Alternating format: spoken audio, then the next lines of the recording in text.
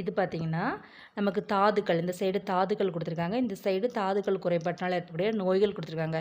எப்படி நமக்கு விட்டமின் குறைபாட்டினால் ஏற்பட நோய்கள் எவ்வளோ முக்கியமோ அதே மாதிரி இந்த டாப்பிக்கு ரொம்ப முக்கியம். கால்சியம் குறைபாட்டினால் ஏற்படுற நோய் என்ன அப்படின்னு இதில் பார்த்தோன்னா, கால்சியம் தாது குறைபாட்டினால நமக்கு ஆஸ்டியோபோரோசிஸ் ஏற்படுகிறது. ஆஸ்டியோபோரோசிஸ்னால் எலும்பு வளர்ச்சி குன்றுதல், எலும்பு துளை நோயின்னு சொல்லுவோம் இல்லையா, ஆஸ்டியோபோரோசிஸ்.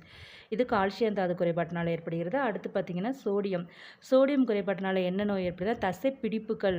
இது சோடியம் தாது குறைபாட்டினால் ஏற்படுகிறது. பொட்டாசியம் குறைபாட்டினால் தசை சோர்வு ஏற்படுகிறது. இப்போ இரும்பு நமக்கு தெரிஞ்சுதான். இரும்பு தாது குறைபாட்டினால் நமக்கு என்ன நோய் வரும்னா இரத்த சோகை வரும். இது நம்பர் 4. அடுத்து பார்த்திங்கன்னா அயோடின் குறைபாட்டினால் என்ன வருதுன்னா முன்கழுத்து கழலைனா காய்டர்னு சொல்லுவோம் இல்லையா, முன்கழுத்து கழலை நோய்.